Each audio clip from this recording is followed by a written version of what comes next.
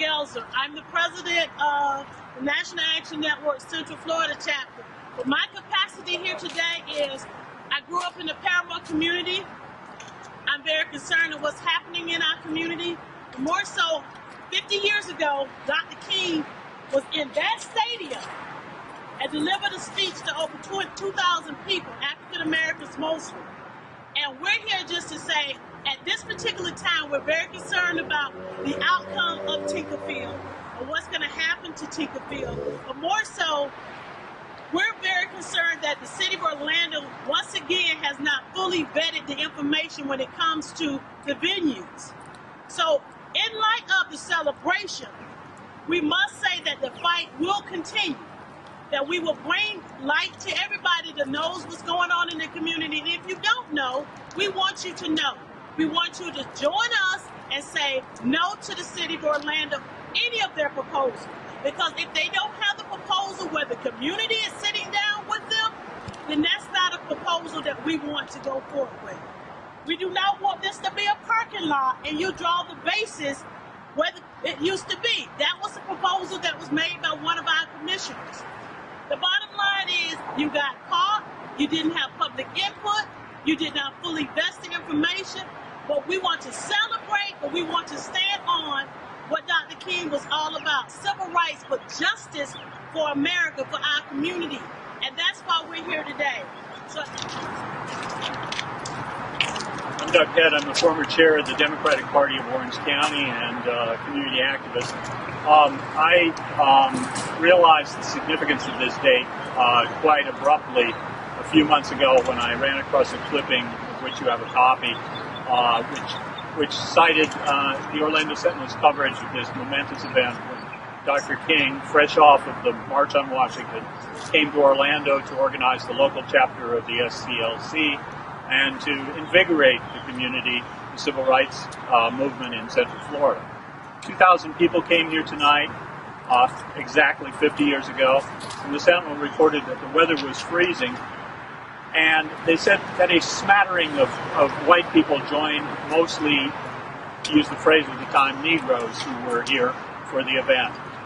Dr. King spoke strongly about the need to participate in public life, the need to vote, the need to register to vote, the need to take charge of your own community.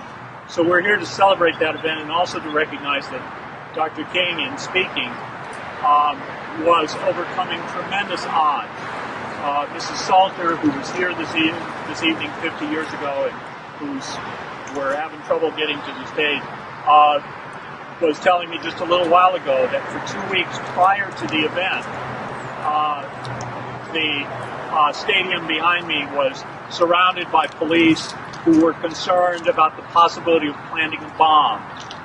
Harry T. Moore had died in the bombing just 10 years ago. 10 years earlier in Volusia County. The racism of this community was a strong fiber in the community and it had to change. The possibility of little children could go. Clint was telling me that his mother wouldn't allow him to go when he was a small child, although his father later the next day took Dr. King to the airport. All of these events are worth remembering. They're part of our fabric. They're part of what make us who we are.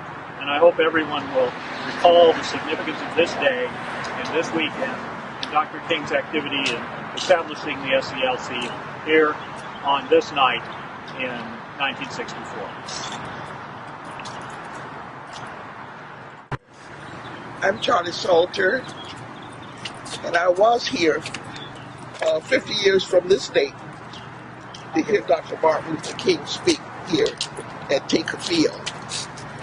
He spoke to a very sparse crowd, but he got his point over. He spoke very elegantly. And when he finished, he had this to say. He said, I see Orlando is not ready for civil rights, and I won't be back. And he didn't come back here either. And that's the part that made me sad, to know that our people didn't come out. They were afraid to come out to hear him. But I can say this, the Orlando Police Department had this stadium under surveillance for 2 weeks before he got here. So they weren't about to have a problem here. And even in the hotel where he was, there was security all there. So I know a little bit about the history of this city. I lived it. I was born here. And now I'm an old lady here. Hardly. You look great. Do you think things have changed here in Orlando? We've made some changes. We've made some strides. But there's a lot yet to be made. And I think we need to prioritize the things that we take for granted or things that are needed. There's so many things needed here that we're not addressing. Okay, the homeless situation is one. The education system is in deplorable situation. I said homelessness, did I not? Okay. And the poverty here. As far as race. And the housing. Let's talk about race. And education. With the Dr. King, all of those top priority items that could be addressed. If Dr. King could, a soccer field. If Dr. King could, would he come back? Now. If he was still alive? I don't know. Just a second. Go ahead. How does it make you feel knowing that they want to tear this stadium down that has such a history with... Oh, I think it's awful. I think it should remain. And we should put something here to let everybody know who come to this town that this is a historical building. It has a lot of history. One of the greatest men ever lived came here. And I'm proud of it. And I want to see it stand. Yeah. How do you balance that against those who say, well, this is part of growth and development and progress? Yeah, right.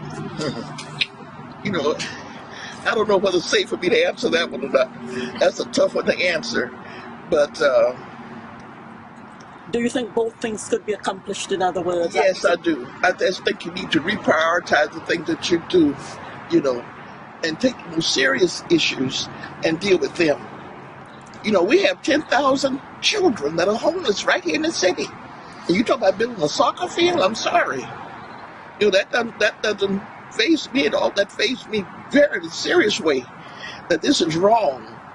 And to run a church out and destroy a church for a soccer field? You can put a soccer field most anywhere. So would you suggest that the mayors, Jacobs and Buddy Dye, are out to lunch in terms of their priorities for the city and the county?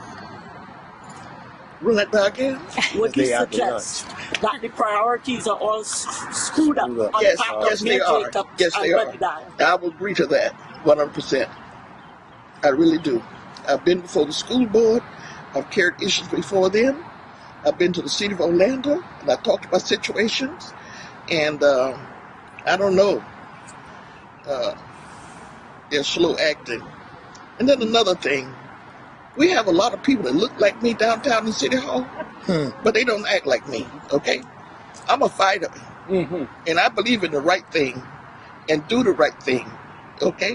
Now, if you expect to progress and move upward, you got to bring all of us upward, not just some of us, okay? And that's my theory. Thank you so much. Pastor Jake Stovall, Chairman of the SCLC, Southern Christian Leadership Conference.